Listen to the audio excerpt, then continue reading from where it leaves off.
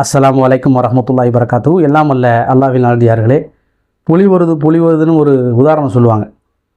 புலி வருதுங்கிற கதையா, அதே மாதிரி புலிவாலை பிடிச்ச கதையா அப்படிம்பாங்க. விட முடியலையே, ஒரு விஷயத்தை பிடிச்சிட்டோம்னா விட முடியாது. புலிவாலை பிடிச்சா விட முடியாது, அது கடிச்சே தீரும்.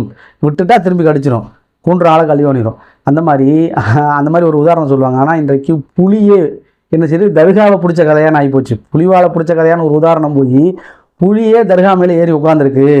இந்த மாதிரி தர்காவில் உட்காந்துறதுனால பாருங்க, அப்போ தர்கா என்பது உண்மை, தர்காக்கு அனைவரும் வாருங்கள் பாருங்கள் என்று சொல்லி அதில் ஒரு சேனலில் என்ன செய்கிறாங்கன்னாக்கா, புலி தர்காவில் அப்படி ஏறி இறந்து போன ஒரு தர்காவில் ஏறி படுத்திருக்கிற மாதிரி ஒரு வீடியோ வைரலாக பரவுது. அது அதிகமான பேர் பார்த்தீர்களா அவுலியாக்களுக்குள்ள அற்புதத்தை.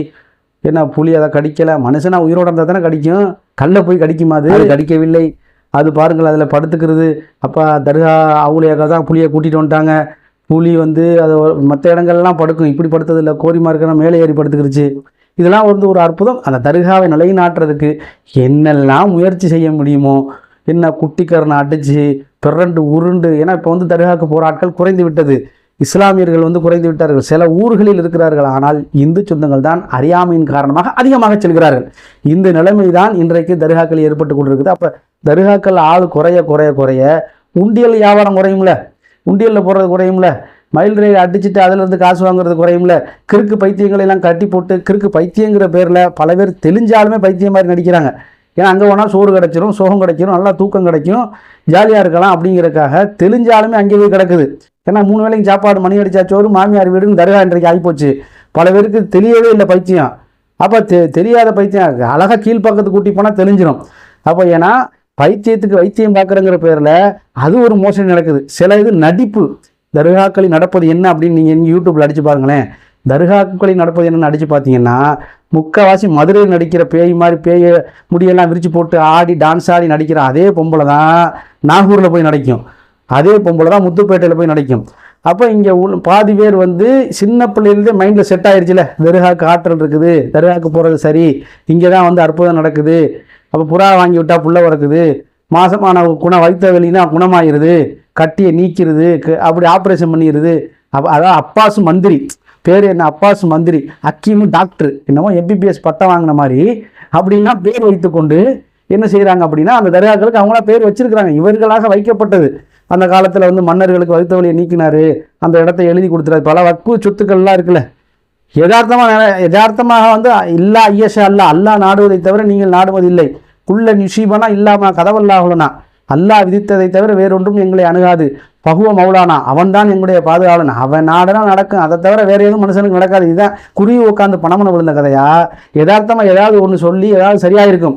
பொதுவாக சிஃபாவுல் இன்னாஸ், மனிதர்களுக்கு நிவாரணம் இருக்கிறது. குர்ஆன் வசனத்தை ஓடுறா நிவாரணம் இருக்குது. அல்லாஹ் நாடுனா நடக்கும், இல்லைன்னா இந்த உலகத்தில் அப்போ அல்லாஹ் சோதனை கொடுப்போங்கிறான். ஆமாம், அசிபத்துக்கு மன் ததுகுல் ஜன்னா அப்படிங்கிறான். எப்படி அவ்வளோ எளிமையாக நீங்கள் சொர்க்கத்துக்கு நுழைய முடியுமா அப்படின்னு கேட்குறான். உங்களுக்கு சோதனைகள் அதாவது பள்ளத்தை நோக்கி வெள்ளம் வருவது போல் சோதனைகள் வரும் அப்படிங்கிறான். அதில் காய்ச்சல், தலைவலி, இருமை, சளி எல்லாமே வந்துடும். அதில் கை ஒடிகிறது, கால் ஒடிகிறது, வழுத்த வலி, கண்ணு வலி எல்லாமே வந்துடும். அப்போ இதெல்லாம் வரும்னு நல்லா சொல்கிறானே. உயிர்களை எடுத்து நாம் சோதிப்போம்னு சொல்கிறானே. உயிரே போகும், மறுமைக்கு சொர்க்கத்துக்கு விலை கொடுக்கறது நம்ம உயிரை கொடுத்துட்டு தான் சொர்க்கத்தை வாங்க போகிறோம். அப்போ எல்லாமே வரும். தத்தாவும் மருத்துவம் செய்யுங்கள், இன்னலிக்குள்ளி தாயும் தத்தாவும், ஒவ்வொரு நோய்க்கும் மருந்து இருக்கிறது.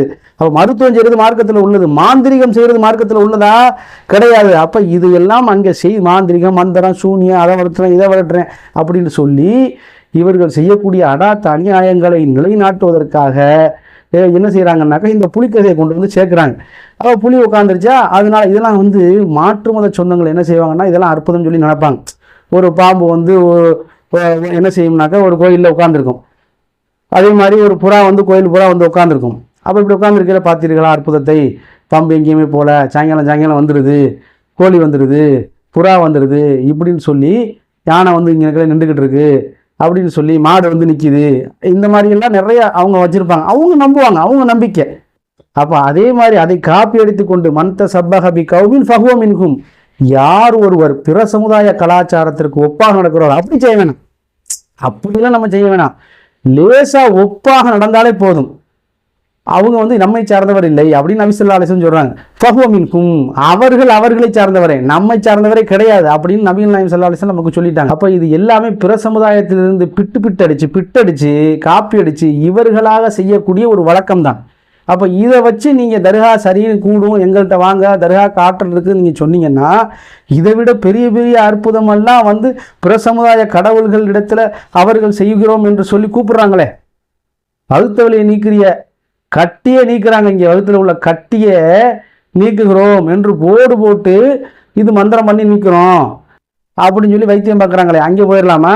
இங்கே புலி போய் உட்காருது, அங்கே எல்லா அனைத்து மிருகங்களும் போய், பெரிய பெரிய யானைகள்லாம் அங்கே போய் கட்டுப்பட்டு நிற்கிது. பாகனுக்கு கட்டுப்படுது இல்லையா? கோயில் யானையே இருக்கா இல்லையா? கோயில் மதுரையில் கோயில் யானை இருக்கா இல்லையா? திருச்சி ஸ்ரீரங்கத்தில் யானை இருக்கா இல்லையா? வடகரை நாமம் தென்கரை நாமம் என்று போடக்கூடிய யானைகள். இதை விட பெரிய உருவம், புலியை விட வலிமையை சொல்லலை, இதை விட யானை வலிமை கூடலாம். அது ஒண்டி மோதாது புலி யானை, அவ்வளவுதான். பின்னாடி திரும்ப பாட்டி அடிச்சுட்டு வேகம் இருக்கும் புலிகிட்ட. ஆனால் யானை நேருக்கு நேரம் மோத முடியாது. இதை விட வலிமை வாய்ந்த, இதை விட பெரிய உருவத்தில் பெரிய ஒரு மிருகத்தை கட்டுப்படுத்தி கோயில் யானைன்னு சொல்லி வச்சிருக்கிறாங்களே, அங்கே வந்து நிற்கிதே. அங்கே வந்து ஆசி வழங்குறவங்கிற பேரில் முன்னாடிலாம் ஊருக்குள்ளே வருமா இல்லையா யானை? தும்பிக்கையை தூக்கி தண்ணி அடிக்கும், அங்கே காசு கொடுப்பாங்க கொள்வாங்க. அப்போ ஆசி வழங்குமா இல்லையா? யானைனால் ஆசி வழங்க முடியுமா? முடியாது. இதெல்லாம் அந்த மக்கள் நம்பிக்கை. அப்போ அதுவே வந்து யாசம் கேட்டு தான் ஆசி வழங்குற யானையே, ஆசி வழங்கினா பணக்காரனாயிரும், ஆசி வழங்கினா படிப்பு வந்துடும். அப்போ யானை சாணி போகணும், சாணியில் ஏறி எல்லாரும் நம்மளே மிதிப்போம், நம்மளே ஒரு காலத்தில் மிதிச்சிருக்கிறோம். அப்போ இந்த மாதிரிலாம் இதில் சக்தி இருக்குது, பவர் இருக்குது அப்படின்னு சொல்லி இதில் அந்த நம்பிக்கை, இதை விட பெரிய மலை போல நம்பிக்கை இருக்குதே, அந்த மாதிரிக்கு போயிடுவோம். அப்போ உன்னை சரி என்று நிறுவுவதற்கு இதுவெல்லாம் ஒரு ஆதாரமாக, இதையெல்லாம் ஒரு ஆதாரமாக காட்டி நீங்கள் சரின்னு தர்கா நிறுவ வந்தீங்கன்னா, இதை விட பல மடங்கு கொட்டி லாரில் நிறைய குமிஞ்சு கிடக்க அற்புதமும் ஆதாரமும் நீங்களும் உங்கள் ஆதாரமும். அப்போ எல்லா ஆதாரமும் சேதாரம் தான். அப்போ இதை காட்டி, புலிக்கதையை காட்டி மக்கள்கிட்ட வந்து என்ன பொங்கச்சோறு மாதிரி கொடுத்து வாயில் திணிக்க பார்க்குறீங்களா? நடக்கவே நடக்காது. குல்ஹு அல்லாஹு அஹத், அல்லாஹ் ஒருவன் தான். அல்லாஹு சமத், அவன் எத்தேவையும் பெற்றவன். லம் எலித் வலம் யூலத், அவன் யாரையும் பெறவும் இல்லை, யாருக்கும் பிறக்கவும் இல்லை. வலம் யகுல்லஹு குஃபுவன் அஹத், அவனுக்கு நிகராக எதுவும் இல்லை. அப்போ அல்லாஹ்வுக்கு நிகராக நீங்கள் கொண்டாந்து வச்சிங்கன்னு சொன்னாக்க ஃபின்னார், நரகம்தான். அதோடு சேர்ந்து மண் அமில அமலன் மா லைசாலைக்கு அம்ருனா ஃபஹுரத்துன், ரத்து செய்யப்படும், நிராகரிக்கப்படும். நீங்கள் சுருக்கத்துக்கு நுழையவே முடியாது. இதையெல்லாம் காட்டி ரெக்கமெண்ட் பண்ணுவாங்கன்னு சொல்லி நீங்கள் சொல்லி கொண்டிருக்கிறீர்கள். அல்லாஹ் சொல்கிறான், மந்தல்லதி யஷ்ஃபஹு இன்தஹு, நான் அனுமதித்தால் தவிர வேறு எவர் தான் என்னிடம் பரிந்துரை செய்ய முடியும்? மறுமை நாளில் நல்லடியாருக்கு நான் அனுமதிப்பேன். நீங்கள் செலக்ட் பண்ணி வச்சிருக்கீங்க, இவர் நல்லடியார் இவர் கெட்டடியாருன்னு சொல்லி. அப்போ இந்த அனுமதி உங்களுக்கு கொடுத்தது யார்? உள்ளத்தை அழிகிறவன் அல்லாஹ் தான். அல்லாஹ்வுடைய உள்ளத்தை நீங்கள் அறிஞ்சிருவீங்களா? அந்த மாதிரியான ஒரு வேலையை நீங்கள் செய்து கொண்டிருக்கிறீர்கள். ரெக்கமெண்ட் இந்த உலகத்தில் நீங்கள் யாருக்கும் பண்ண முடியாது. மறுமை நாள் அல்லாஹ் அனுமதிப்பான்.